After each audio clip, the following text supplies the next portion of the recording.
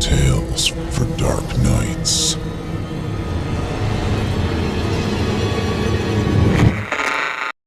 Hey friends, it's me again. You know what's really easy to do and even easier to forget? Help me out and hit that like button if you're listening on YouTube. If you're listening somewhere else, what the hell? Pop in and give me a thumb. Say hi while you're at it. Helps me a ton with that damn algorithm. And besides, it's always nice to see you there. All right then, let's hop on that crazy train. All aboard!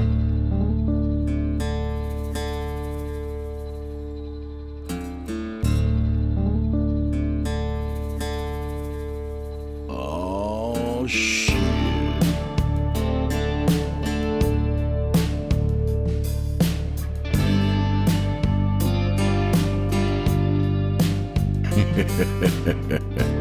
Hey there. Well, as promised, friend, it's National Sweet Tea Day here at Casa de Blood. Then again, it's always National Sweet Tea Day here. Unless you're one of those unsweet tea drinkers, that is. And we don't take too kindly to those types, do we, Chester? That's right. And diabetes is no excuse either, unless you're RK Combring. We like RK. Anyway, come on in, friend. Hell, you too, Chester. You want a glass of sweet tea? Coming up, pal. All right, that's better.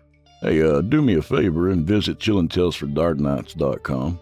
Click the patrons link in the menu and download or stream to your little heart's desire. It's only $7.99 a month. And if you're feeling a little saucy, visit me over at patreon.com/DrewBlood. Hell, do both. Do neither. Either way, thanks for your support. All right, friends, so tonight we welcome author Joshua L. Hood. In this one, Paul's got $8, one working headlight, and 80 miles to the next town. The truck stop's still open, though, but that's about where his luck runs out. And yes, I am aware that this one's been done quite a few times, but I hope I've brought something new to the production that'll make this enjoyable for you. So without further delay, from author Joshua L. Hood, I give you a truck stop horror.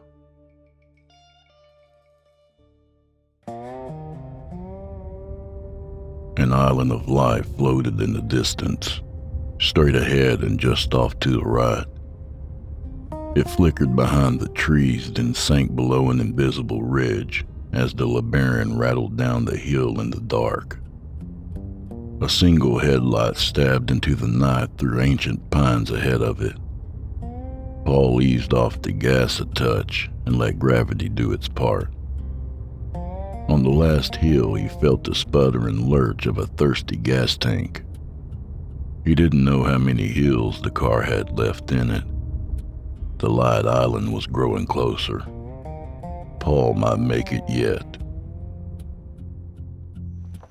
With a triumphant sputter and pop, the LeBaron rolled past the fuel pumps and into a parking spot at the edge of the lot.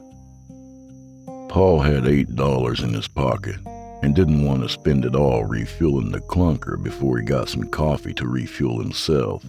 Since the next town was over 80 miles away, he was aware that he might have to skip paying for gas altogether, which would be easier if he waited to fuel up until after he ate.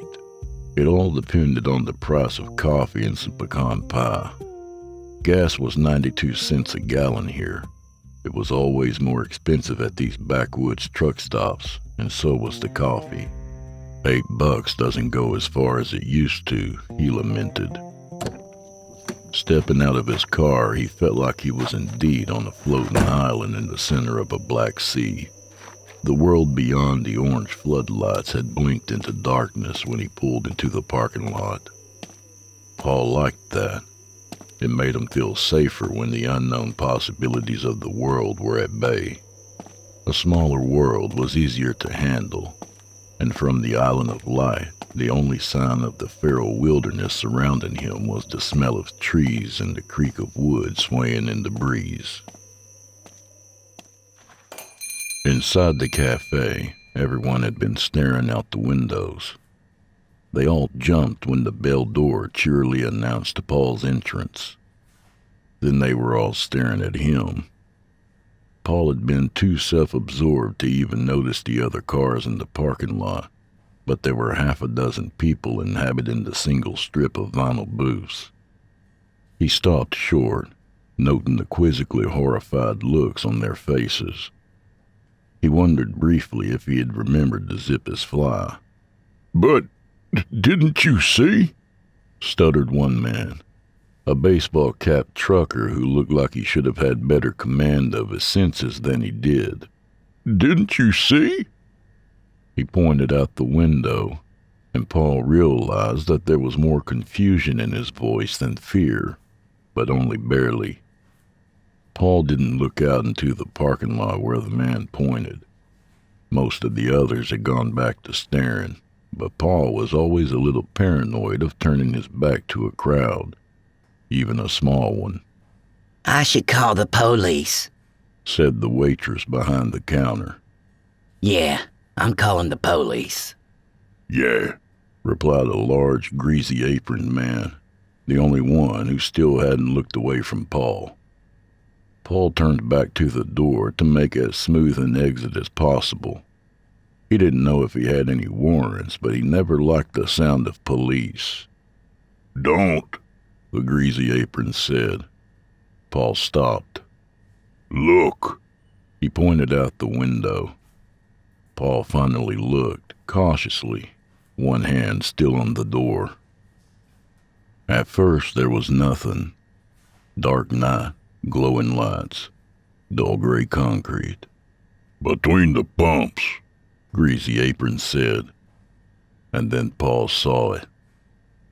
At first it was too obvious to be what it was.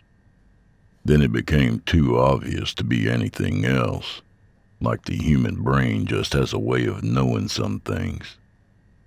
It was all black, except for a white hand sticking out at an odd angle. The crumpled head of a human corpse lay smack in the center of the parking lot. "Well, shit," Paul muttered, then asked in a shaky voice, "What's that about?"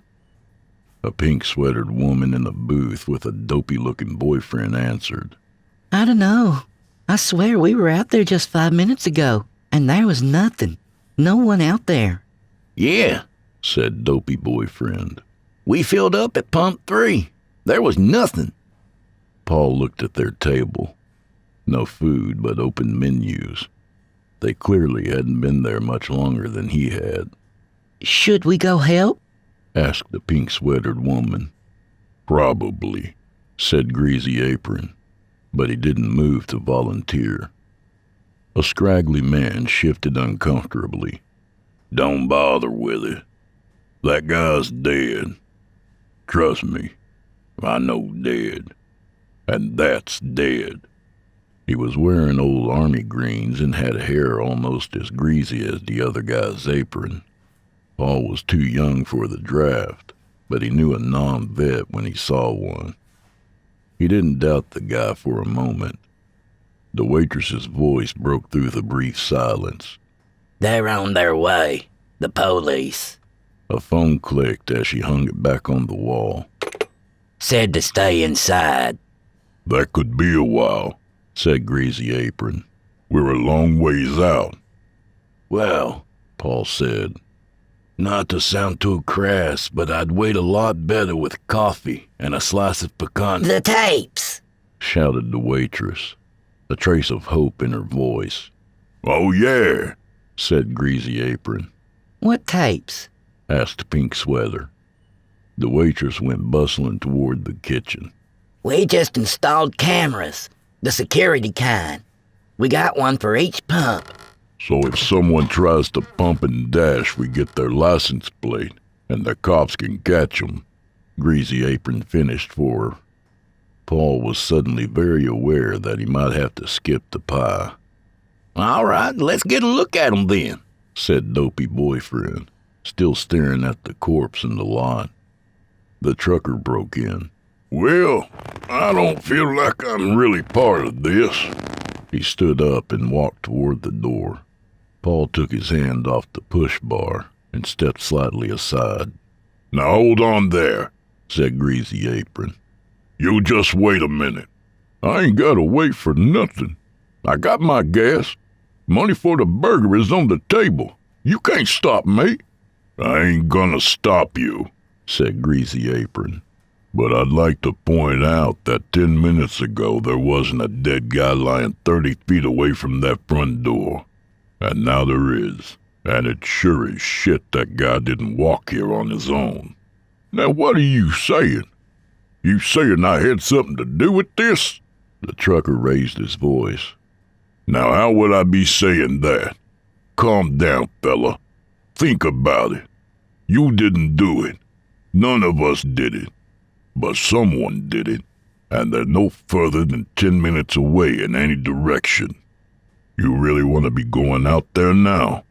The trucker slowed his pace and stopped right in front of the door. He peered out into the darkness beyond the shores of the island and said nothing. Paul took a couple steps back from the door. The corpse loomed. Besides, yelled the waitress from the kitchen. Ain't you got no sense of mystery? Don't you want to see who done it? She sounded almost excited. Got it rewound? Come back here and look. Whether she was just talking to her co-worker in the Greasy Apron, or if she meant everybody, they all shuffled back into the kitchen and huddled around the back desk propped up on one side by a safe and piled with old receipts. Above it hung a black and white TV mounted to the wall. Each corner of the TV showed a different gas pump in grainy shades of gray. Where the 4 points met in the middle was a slightly misaligned black lump. The pictures disappeared with a click and were replaced with a single blown-up version of pump number 3. There was no body. The time code read 20 minutes earlier. Ghosts of screen burn still crisscrossed the image, adding to the poor resolution. Paul doubted that anyone was in danger of getting their plate numbers read by this cheap system, at least after dark. The waitress clicked a button on the VCR, and the image warbled forward until the shape of an Oldsmobile pulled up to the pump. It was 12 minutes earlier. That's our car, said Pink Sweater. There I am, heading inside to get a table. She narrated. And there's Dougie getting gas. The waitress clicked fast forward again. The dopey boyfriend Dougie tapped his toe rapidly, then jumped back into his car in a big old hurry. Stop there, Pink Sweater said. The image clicked back to normal speed. Just as the back corner of Dougie's Olds winked out of view, a shadowed shape could be seen at the corner of the screen. It was at the very top of the display, blurry, indistinct, but as the tape rolled forward, it was clear that the shape was loping, like a foot rising and falling out of view. Everyone was holding their breath.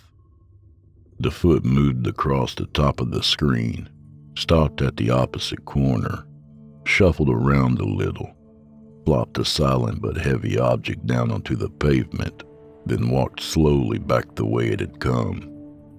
The image went still, empty except for that one dark shape at the corner. No one spoke for a moment.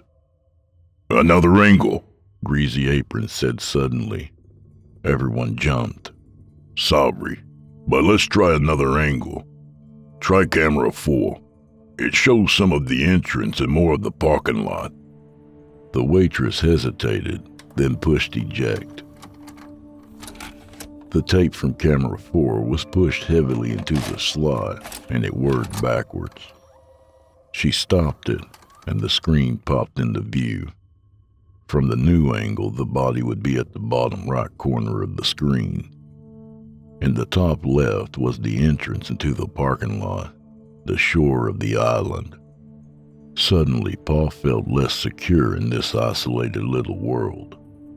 This time, she fast-forwarded the image to just when Dougie started driving away from Pump 3. Then, instead of hitting play, the waitress hit stop. Everyone looked at her. She took a big breath, and almost enthusiastically hit the play button. All eyes snapped to the screen. A dark shape emerged. It was much bigger from this angle. Everything visible but its feet. The shape was that of a man, but not quite. It had the body hefted over the shoulder closest to the camera so that only the limp corpse could be seen above the waist. It walked heavily. The color of its clothes couldn't be made out, and though no one said it, it was because they all knew that its clothes were actually some sort of matted and tangled fur. And it was tall. Impossible to tell exactly how tall, but tall. Behind the lump of a corpse, a long arm swung down in a far more exaggerated way than necessary for its pace. Distended fingers, maybe sharp at the ends, clenched and unclenched into a fist, as though it was working out its tensions on an invisible stress ball. It stopped. The body swung left then right, rocking almost rhythmically. Was it looking for someone? Making sure it was unseen? Impossible to tell. With an ungraceful and soundless thud, it dropped the body onto the ground and turned back the way it had come. That's when everyone saw its face. Resolution was poor, but it looked black-eyed and thick-jawed. Its sneer flickered on the little screen. Its neck was thick and its jaws stretched to an underbite. It scowled, or at least looked like it scowled, under its heavy brow.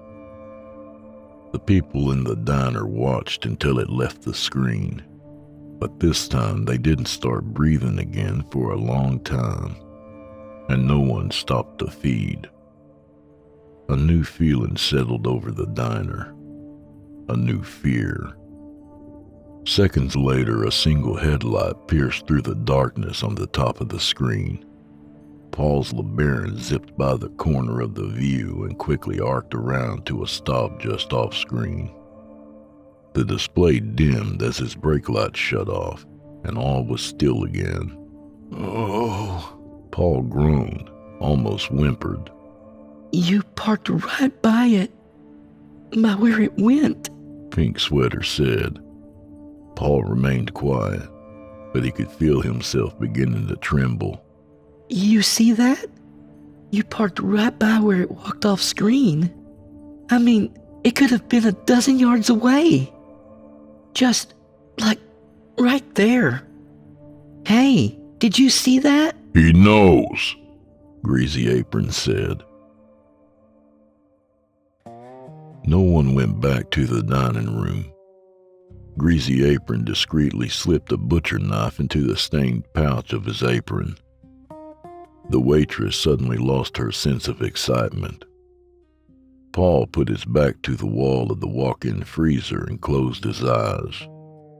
The flicker and sneer of the thing outside flashed across his vision, and he snapped his eyes back open.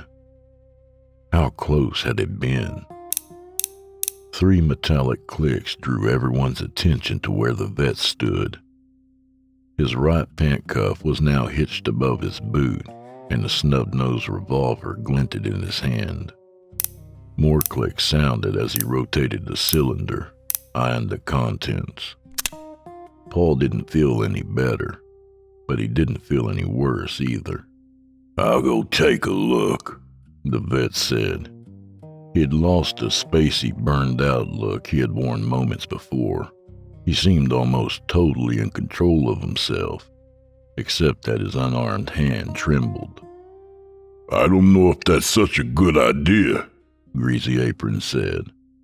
Just out to the dining room. We should lock the door if nothing else, replied the vet. Door? Said the waitress. That door is single-pane glass. If that thing from the video wanted in, it wouldn't even be slowed down by locking the damn door.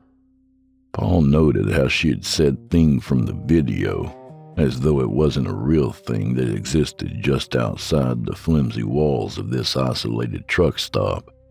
He couldn't begrudge her a bit of denial. Well, it couldn't hurt, the vet said.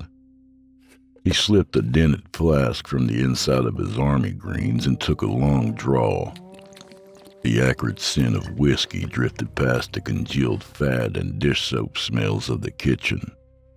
The vet swallowed and sighed, but his hand didn't stop shaking, and now Paul saw that his gun hand was twitching as well. Maybe we should just wait here for the cops, Paul said. The vet looked down at his hands and back at Paul. He noticed him staring. Oh, this ain't nothing. Just give the old magic some time to kick in and I'll be steady as a rock. He patted his coat, a semi-hollow thunk sounded from the flask inside. Paul shrugged.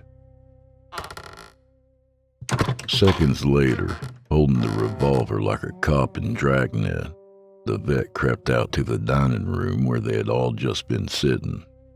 A short silence ensued before his green-coated form crossed in front of the serving window.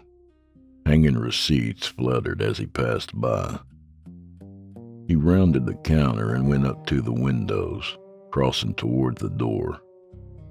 Another short silence. Then a loud sound startled everyone.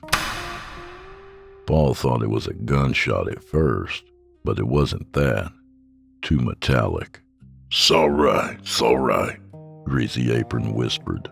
It's just a door latch. I've been meaning to get some graphite in it. Shh! The waitress hushed. Everyone fell silent again. The greencoat crossed back in front of the window, but then stopped. He jolted around, and everyone heard a gasp. They tensed. "Holy shit," the vet said, half whispering. "Get out of here! Everyone get out here!" They didn't pause. Something in his voice overrode their fear of being seen by the thing outside the window. In the disordered herd, they bustled out into the dining room, looking around themselves like they had never seen the place before. The vet was staring out the window, pointing his gun languidly towards the gas pumps, clearly not intending to fire. Paul squinted against the reflected light, then saw what had caught his attention. The corpse had moved. The video, the waitress said to herself as she trotted back to the camera display. No one else followed her but waited and stared. 2 of the videos had been ejected, but 2 others were still recording. A moment passed, and she said, "My God, he's alive!" "Impossible," the trucker said. "You said he was dead." The vet didn't look away. "I just didn't want anyone to do anything stupid." You mean you knew he was still alive? Pink Sweater gasped. "I didn't know nothing, but I suspected something was off. And I was right. Saw this back in the war. You injure a soldier just enough to make his compadres want to go out and rescue him. And then, blam!" Greasy Apron looked at the vet aghast and somewhat disgusted. "The fuck you thinking? You ain't in Nam anymore." He stopped when the corpse outside lifted a heavy arm and pulled himself a little closer to the light of the cafe. It was a slow and obviously painful move, desperate but hopeful. "To hell with this," Greasy Apron said. He drew the butcher knife from his apron and began to round the corner. "Stop right there," the vet said. He pointed a shaking finger at the cook and sidestepped to block his way. "You ain't getting anyone else hurt for this stranger. He ain't one of ours anyway." "One of ours?"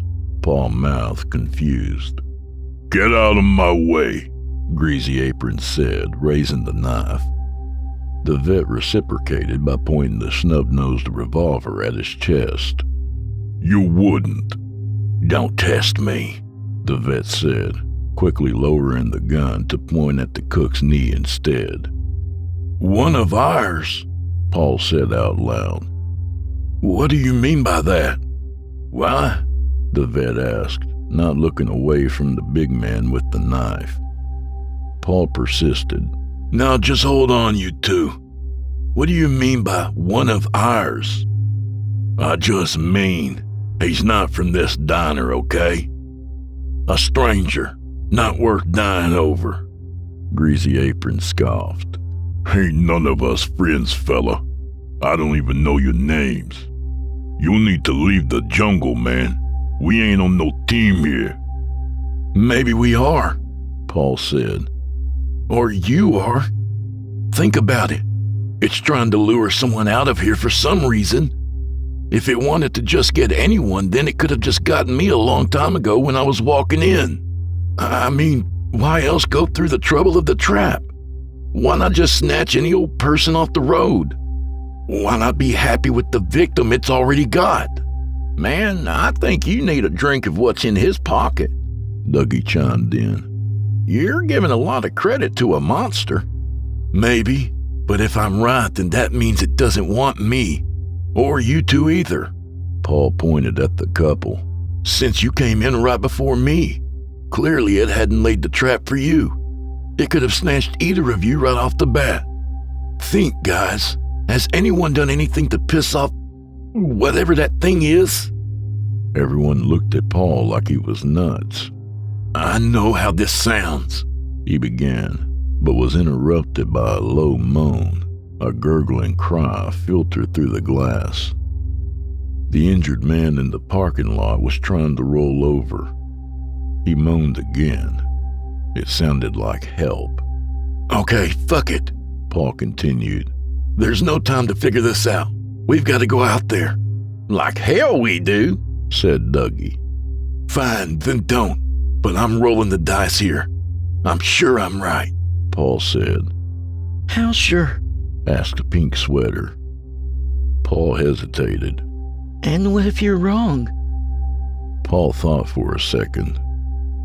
Then I'll take that, he said, pointing to the gun. And I'll take that, Pink Sweater said, taking the knife gently from Greasy Apron's clenched fist. Honey, hold on. What are you? Dougie stammered. Well, he can't do it alone, she said uncertainly. That guy's dead weight. But baby! Shove it, Doug. Now let's hurry before I lose my nerve. Right, Paul said. Let's go. He took the gun from the vet and walked on weak legs to the front door. Pink Sweater waved off Dougie's protests and pushed her way to Paul's side. The lock clicked loudly open. Together, they counted from 3 and opened the door. Paul didn't remember the night being so cold or so still. He remembered the sound of the trees creaking, swaying in the breeze beyond the shore of light cast by the gas station. Even that was gone now.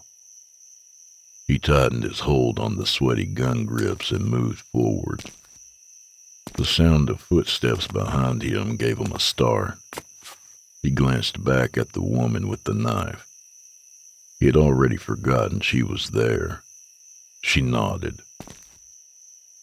The injured man lying only a dozen or so feet away gave out a groan when he saw them approach. Was it a warning? Paul steeled himself and forced his eyes to move up and scan the rim of light. Nothing moved. At first. Okay, grab an arm and let's... he started to say, but stopped short. To his left, just beyond the wavering rim of light, not 3 yards from the bumper of his beat-up old LeBaron, a shadow moved. What was that? The woman in the pink sweater quavered. She had seen it too. For a moment, Paul had hoped it was his imagination. It moved again. A shadowed shape emerged and disappeared into the darkness. A low huffing sound echoed across the lot.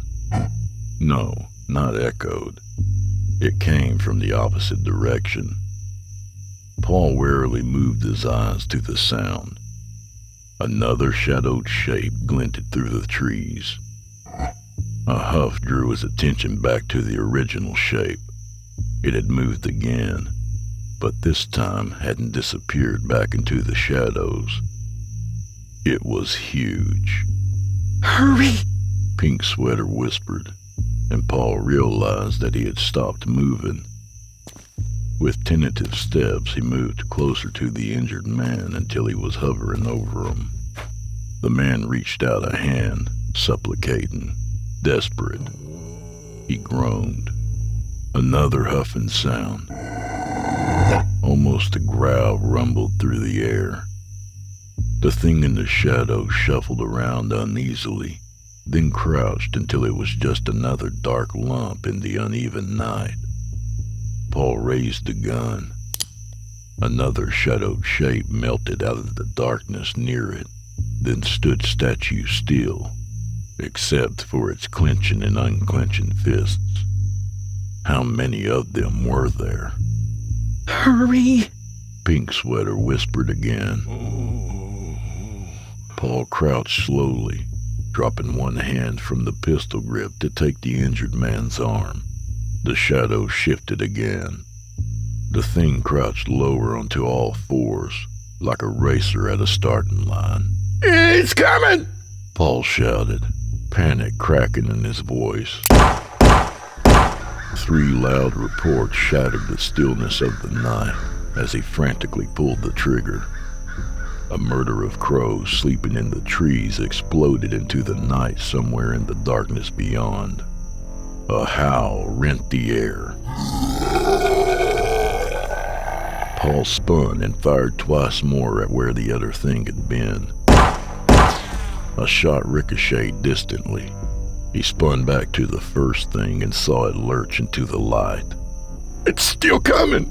He croaked and fired once more at the beast, now able to see its dark brown hair and grisly ape-like face. It lurched again as a bullet slammed into its neck. A gout of black fluid belched out from the wound. Paul clicked off a few more spent chambers as the hollow snap of the hammer became lost amongst the din of howls that rose around the entire truck stop. So many! Paul's mind screamed. Hurry, damn it! Raging voices echoed from the trees. Paul grabbed the injured man's arm and pulled. The woman in pink had dropped the knife and was pulling on his other arm with both hands. The man groaned in pain and terror. Together they quickly dragged him to the glass door, which flung open to reveal the horrified face of the man in the greasy apron. His eyes were fixed on the shadows, his hand rapidly ushering them forward. They crossed the threshold, and the door lock snapped shut loudly. Paul let go of the man's arm and half stumbled, half ran back to the kitchen. He let the gun clatter to the floor as he went, and when he saw the walk-in freezer, his wits abandoned him entirely. He flung open the door and stepped into the icy air, pulling it shut behind him. The howls clipped off with the closing of the door and were replaced by the hum of the cooling unit. Paul huddled in the corner, shivering, but not from the cold. Police! A muffled voice said through the insulated door. I'm coming in real slow. Don't worry, sir. We've got it under control. Please step back from the door. Paul uncoiled the bent wire from the emergency release handle of the door, where he had twisted it to keep those things out. He took a shivering step backwards, holding a pork loin over his head, ready to brain any furry ape-like thing that crossed the threshold. Maybe it was a trap. Maybe it was one of those things. They'd been pounding and banging to get in for the last half hour. They'd even begun mimicking the voices of the other diner patrons, trying to get him to unlock the door so they could come in and get him. Maybe this was another trick, and the door creaked open slowly. Two men in blue uniforms stood with their hands out. One held a badge. Paul sighed and dropped a frozen chunk of meat. He nearly crumpled to the floor in exhaustion, but one officer caught him. He was ushered out into the diner, now glowing with the flood of lights of a dozen squad cars. The other people from the diner were all sitting in the vinyl seats, giving him acid stares. He realized that he had half convinced himself that they had been killed by the things while he locked himself in the freezer. Truth and shame slowly dawned on him. "Sorry," he eked. They didn't reply. A gurney surrounded by paramedics was near the door. Paul looked over to see the injured man being strapped to it. He had his head up and was talking to one of the medics as she shone a bright light into his eyes. Paul walked over. "There he is," the medic said, pointing to Paul. "the man who pulled you to safety." "No," the injured man said meekly, looking through glazed eyes. "Not him. Where's the one who pulled me out?" "Just relax, you've had a concussion," the medic said dismissively. "No, I need to see him," said the man. He looked over at Paul. "Did you see him? Where is he? He saved my life." The injured man cringed with effort. His head dropped back on the pillow as the sedative took effect. A young officer sidled up to the cop standing behind Paul and said in hushed tones, "Sir, we found a wreck about a mile up the road. Looks like a slide-off, pretty well hidden in the underbrush. Probably wouldn't have found it if you hadn't told us where it was." "All right, rookie, get a wrecker out there. Lucky bastard would have died out there if someone hadn't come along." "Someone?" Paul echoed. "Yeah, someone. Says a big man helped him out of the car and brought him here. Don't know nothing about that, would you?" "What?" Paul mumbled. "Thought so." "What about those things?" Paul asked. "Whatever you shot left a bloody patch over by that car," the cop replied. "We've seen the tapes. Don't rightly know what to tell you on that." "But—" a voice sounded from one of the vinyl booths. It was the man in the apron. "They took the dead one after you valiantly hid yourself in our freezer. Then they left. We tried to tell you." He paused, then added sympathetically, "I think they saved his life." Paul scowled. A wave of sudden realization flooded over him, followed by guilt. He pushed it away and sat down on a swivel stool at the counter. "Shit," he sighed. "I think I could use that coffee now."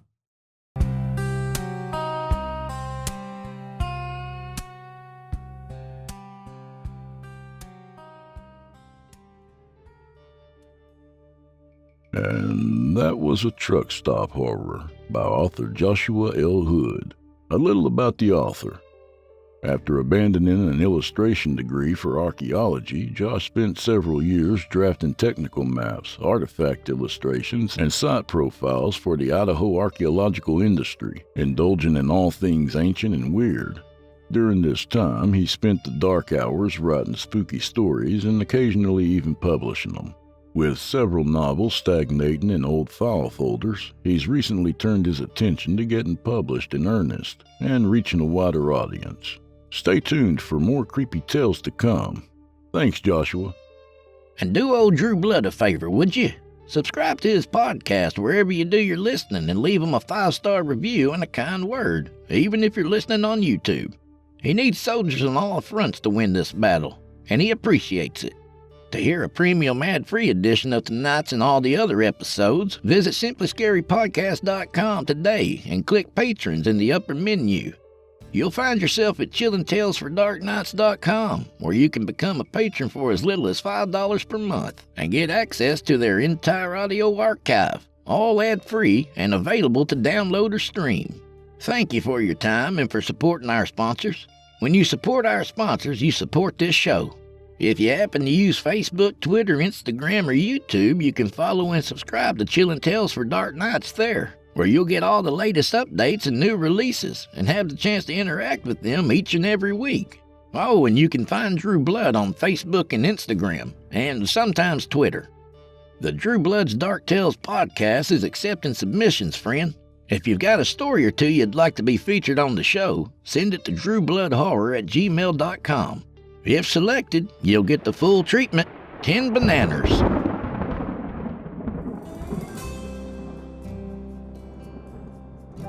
Well, I'm afraid this is where we part ways, at least till next week. So grab a sweet tea for the road, friend. May the wind be at your back, and may the road rise up to meet you.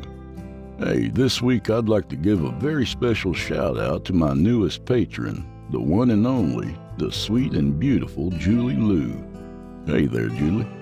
Thanks very much for joining my Patreon. I hope you get a little enjoyment out of it. Hey, at least you get to listen to me, Jeff Sturdivant, and Paul J. McSorley be idiots and shoot the shit for about an hour on each episode. Oh, and Chester says thank you for the box of Twinkies. And a very big thank you to all my patrons. I love you all.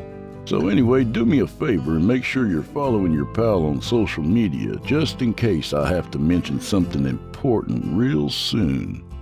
And until we meet again, go fuck yourselves. Good night, my friends.